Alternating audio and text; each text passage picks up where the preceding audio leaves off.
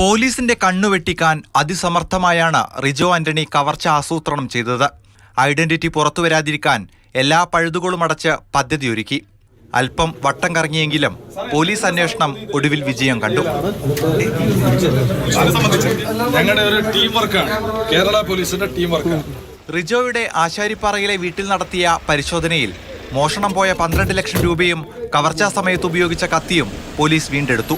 കിടപ്പുമുറിയിലെ ഷെൽഫിൽ ഒളിപ്പിച്ച നിലയിലായിരുന്നു പണമുണ്ടായിരുന്നത്. ശേഷിക്കുന്ന 3 ലക്ഷത്തോളം രൂപ കടം വീട്ടിയെന്നാണ് റിജോയുടെ മൊഴി. ഈ തുകയും വൈകാതെ വീണ്ടെടുക്കും. അതേസമയം മോഷണത്തിൽ ബാങ്ക് മാനേജറെ കുറ്റപ്പെടുത്തി വിചിത്രവാദം ഉന്നയിക്കുകയാണ് പ്രതി. ബാങ്ക് മാനേജർ മരമണ്ടനാണ്. കത്തി കാട്ടിയുടൻ മാനേജർ മാറിത്തന്നെന്നും ജീവനക്കാർ എതിർത്തിരുന്നുവെങ്കിൽ മോഷണത്തിൽ നിന്ന് പിന്മാറിയേനെന്നുമാണ് ന്യായീകരണം. എന്നാൽ പ്രതിയെ പിടികൂടിയതിന്റെ ആശ്വാസത്തിലാണ് ബാങ്ക് അധികൃതർ. സന്തോഷം. ഈ പൈസയുടെ കാര്യത്തിൽ അതറിയില്ല, അവര് പിന്നീട് നോക്കിയിട്ട് പറയാം. വളരെ സന്തോഷം.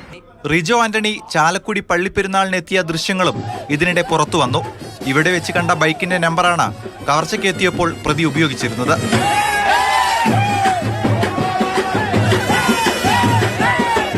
തെളിവുകളും സാക്ഷിമൊഴികളും ശേഖരിച്ച് റിജോക്കെതിരായ പഴുതുകളെല്ലാം വേഗത്തിൽ അടയ്ക്കാനാണ് പോലീസ് നീക്കം. മാതൃഭൂമി ന്യൂസ്, തൃശൂർ.